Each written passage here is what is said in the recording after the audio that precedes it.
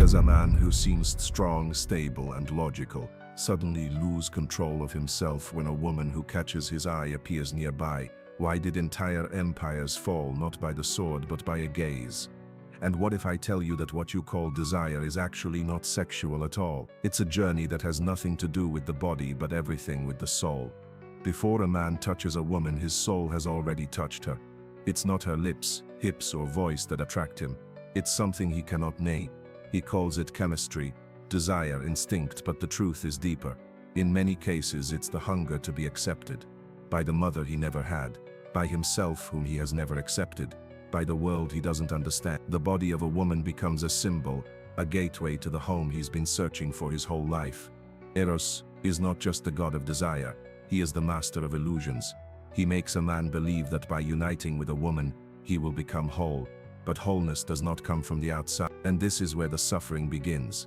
A man believes that a woman can heal his loneliness, his fears, his lack, so he touches her. But after a moment of orgasm comes silence, and with that silence, emptiness. Because he touched the body but did not touch the soul, neither hers nor his own. When a man desires a woman's body, he often doesn't understand that he desires his own unconsciousness. A woman's body becomes a mirror, reflecting what is suppressed within him. If he carries aggression within, he seeks a submissive woman. If he suppresses his feminine side, he attracts chaotic women. If he is afraid of intimacy, he will only desire those who are unavailable. What he calls his type are often the wounded parts of his psyche, seeking recognition. But sex can be something else, not an escape, not a drug, not forgetting. It can be a ritual of awakening. When a man loves from a level of consciousness, his touch is not consumption, it is a prayer. He doesn't seek comfort in the woman, but shares his presence with her. He doesn't seek a mother, but a partner of the soul. Only then does sexuality not destroy, but create. It does not scatter, but integrate. It does not awaken chaos, but truth. What attracts a man is often not a specific woman. It is the archetype of femininity, symbolic energy. He can meet it in any woman because it resides within him. Jung called it the anima, the feminine element of a man's soul. And until he meets this inner woman, he will project her onto every woman who attracts him. So the real question is not do you love her, but have you met your own anima yet? Desire is not your enemy. It's a signal. It doesn't say get her, it says go deeper into yourself. That you're attracted to her doesn't mean you have to connect with her. It might just be a clue that some part of you wants to be noticed. And only if you stop before you leap, will you discover the true meaning of that desire. Most men don't desire women. They desire forgetfulness, love, comfort, but they don't search for it within themselves, only in the body of another person. This film is not about sex. It's about you, about your soul calling through the body. Don't run from that voice, because if you hear it, you may discover that your whole life was an attempt to return to yourself. But let's make this clear. The man who desires a woman often doesn't desire her body. He desires something that is hidden from him, an emotional touch he never experienced as a boy, the warmth he never got from his mother, the acceptance he never received from his father. All of this is silently projected onto the woman he desires, and he doesn't even know he's doing it. That's why many men feel empty after intercourse.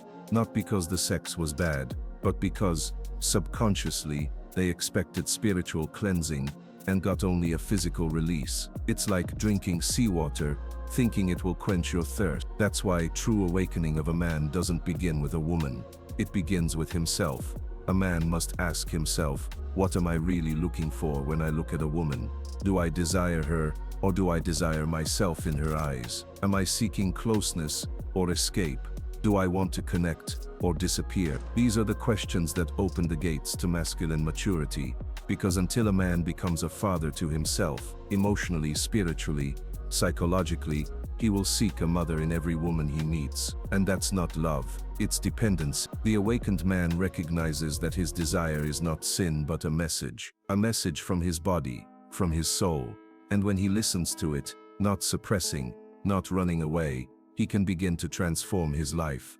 Over time, he stops chasing the body of a woman. He starts attracting her presence, not through techniques, not through manipulation, but through the quality of his being, through his silence, through a presence that doesn't need approval, doesn't demand confirmation. It simply is. Because only when a man can be alone, truly alone, Can he be with a woman not from lack, but from fullness? And that is the spiritual meaning of sexuality. Not escape from oneself, but a return to oneself through another person. Sex that does not close your eyes but opens, that doesn't numb but awakens, that doesn't serve forgetfulness but remembrance of who we are, what we desire, and where we are going. There's nothing cheap in it, nothing fast, nothing easy, but there is something real in it, something wild, something sacred. So if you are a man who feels that desire hurts you, don't run away. Go deeper into it, see what really hurts. Maybe you don't want a woman, maybe you want yourself, the self you once loved. And maybe what you're truly seeking is not the woman who desires you, but you, who loves yourself. But what happens when a man wakes up from this dream?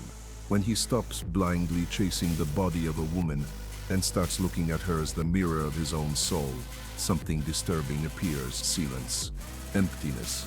The space that was once filled with an endless chase. The man is left alone with himself. And then he discovers that it wasn't the women who were his problem. They were just a reaction, a symptom, an external manifestation of his inner hunger. Because the true hunger of a man is the hunger for meaning.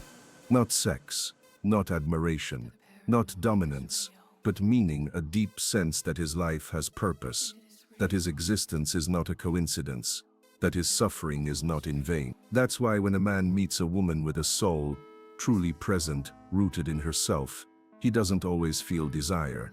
Sometimes he feels fear, because suddenly he can no longer hide behind his masks. She sees him, she penetrates his facades, and if he is not ready, he will run away. Some men never return. They are scared. They choose women who are easy, empty, predictable. Not because they are bad, but because they are safe. They don't confront, they don't trigger a mirror, they don't demand presence. But the one who returns, the one who can face his fear, the one who chooses truth over comfort, discovers that the woman was not a door to pleasure. She was a gateway to his own soul.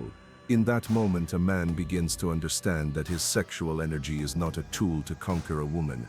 It is a compass that leads him to the truth about himself. It points to where his soul is fragmented, where integration is missing, where his shadow hides.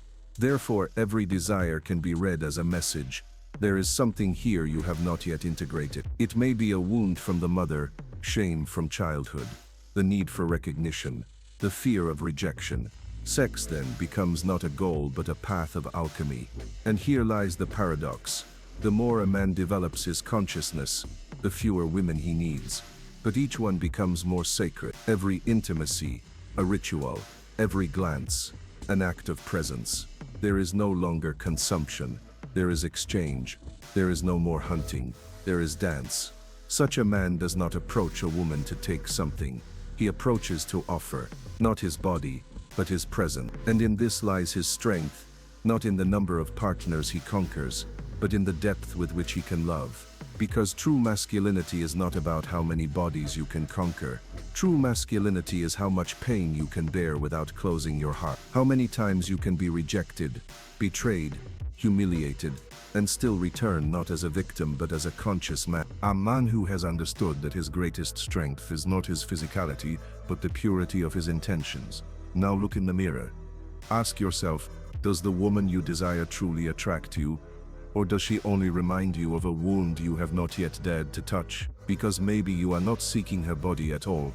Maybe you are seeking yourself in her eyes, and maybe only when you stop desiring her out of fear and hunger, and start seeing her as a fellow pilgrim on the journey to truth, will your body stop being tools for forgetting and become spaces of awakening. Do not fear this path, because desire is not the sin. The sin is forgetting that you desire love, not escape from yourself. But here is the paradox we continue to ignore.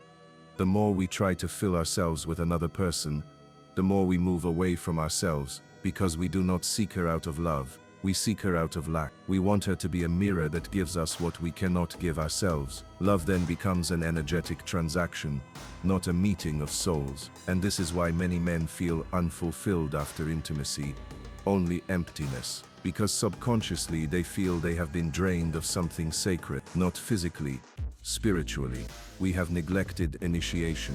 We have jumped to physical closeness without the closeness of souls. We wanted the effect without the process. We wanted redemption without sacrifice. In ancient cultures, a man, before he could be a lover, had to be a warrior of the spirit. He had to walk through the forest of darkness alone, without a woman, without support, without distractions. He had to symbolically die to understand who he truly was. It was not the woman who was supposed to give him an identity. He had to build it internally before he could return to her. It was a ritual, the man retreating inward, in silence, in solitude, confronting the demons he had repressed all his life. And only when he no longer needed the woman, when he no longer desired her as a remedy, but as a free and different being, could he truly meet her. But today there are no rituals, no guides, no silence. There is a scream. There is pornography. There is quick release and even quicker confusion. The modern man does not go through initiation. So he wanders. He runs into a relationship, not as a whole but as a fragment seeking completion. And from every woman he tries to make a mother, a priestess, a therapist, and a lover at once. But no woman can bear this projection, and that's why relationships fall apart. Not because people don't love each other, but because they don't know each other. Neither themselves nor the other. When a man connects with a woman, he connects not only with her body, he connects with her history, with her emotions, with the past she carries, with an energy he does not understand but which operates on him like a source code. And here arises the question, who is the woman with whom you enter intimacy? Is she present, or is she running from herself? Does she love herself, or does she hate herself? Does she see you or only the shadow of her father? If you don't ask these questions, you are not connecting with the person, you are connecting with chaos. And this chaos begins to live in you, because sex is an exchange of energy, not just touch. It's not about being afraid of a woman, it's about respecting, and you cannot respect what you do not understand.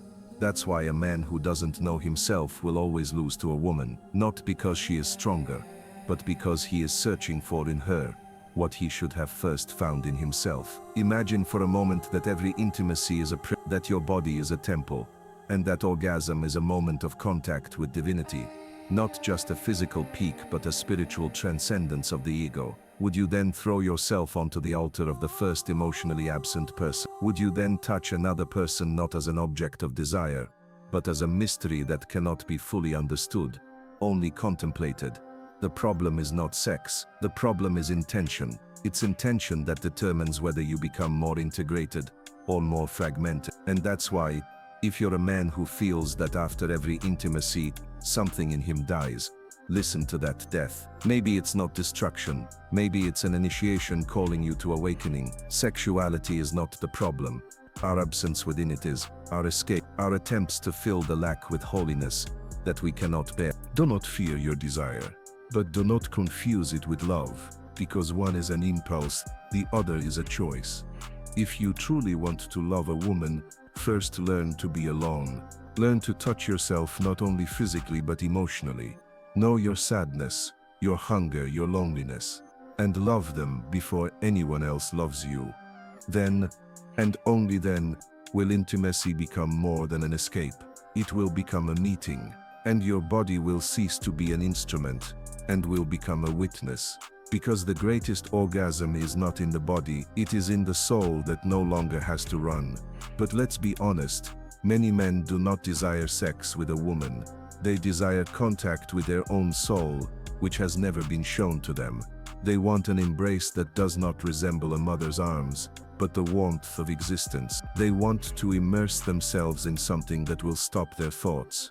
And because they don't know how to find that within themselves, they seek it in a woman, and often they choose women who are not ready, women who do not know themselves, women who treat intimacy as currency, given in exchange for attention, a sense of power, or an illusion of safety, and then a distorted alchemy occurs, not transformation but exchange of illusions. The man gives away his soul, the woman her pose. He desires to lose himself in her, she, to be desired but not touched.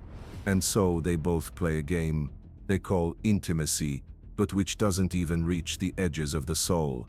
For the soul does not awaken from the touch of skin, It awakens from a gaze that sees without a mask, from a presence that does not escape when it sees the shadow. And how many men know such a gaze? How many have truly been noticed before they were desired? How many know a woman who is not frightened by their sadness? Sometimes the most painful experience for a man is not rejection, but that even in bed, he remains lonely, next to a body, but far from a soul, close to a whisper, but distant from truth.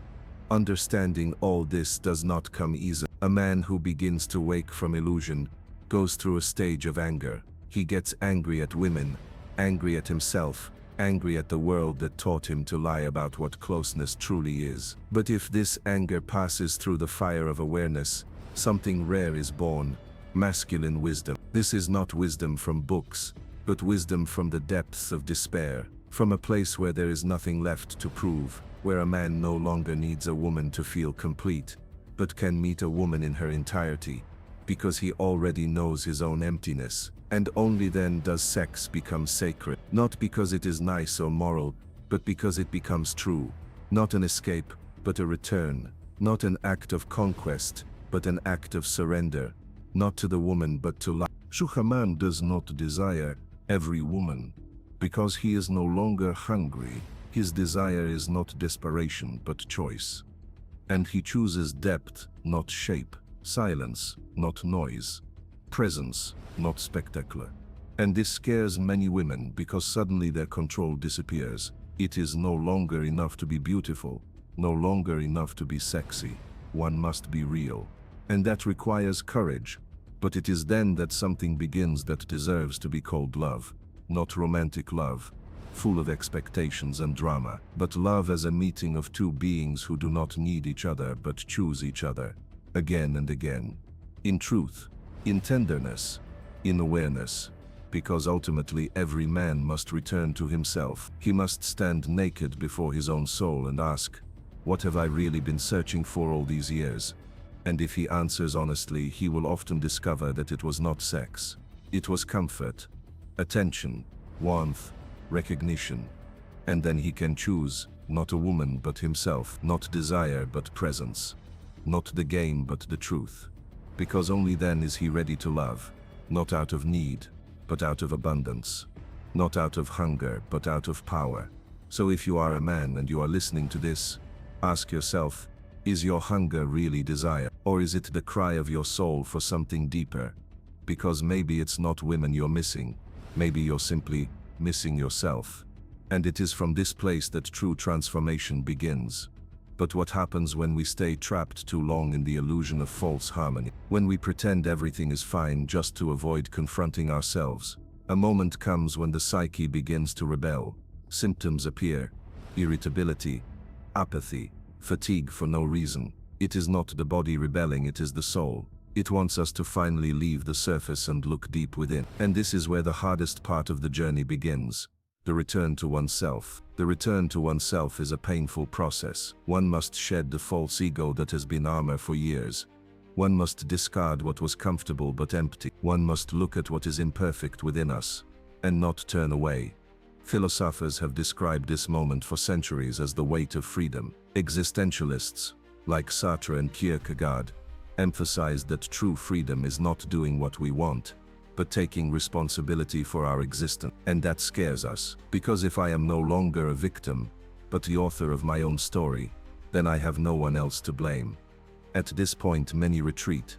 They return to old habits, to noise, to people who distract, because silence can be unbearable when conscience speaks in silence. But if you endure, if you do not escape, something will emerge that cannot be bought, faked, or produced. Peace. Not the superficial peace offered by a meditation app on your phone, but deep peace, flowing from the fact that you are yourself, that you no longer have to prove anything, impress anyone, that your presence has value, even when you are silent. In a world that rewards speed, extroversion, and spectacle, peace can be a revolution. In a world that says, be someone, you choose to be yourself, not a legend, not a brand, not a product, just yourself. And that is when extraordinary things begin to happen. You begin to hear yourself, not the voices of society, not the echoes of others' expectations, but your own tone. And that voice tells you things that are difficult, but true, that sometimes you choose wrong, that you hurt people you love, that you are afraid, but also, that you are capable of love, that you have strength you didn't know you had.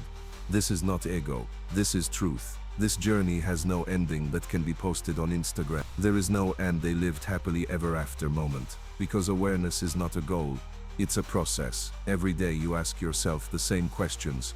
Who am I? What do I really want? Are my actions aligned with my values? It's a solitary path, but it doesn't have to be sad, because once you taste authenticity, falsehood will never taste good again. Perhaps the whole meaning of life is not about acquiring, achieving, or impressing, but about one thing: being present in your own story, not as an extra, not as someone playing according to someone else's script, but as the author, because perhaps the greatest act of courage in today's world is to remain yourself when everyone around you wants to change you.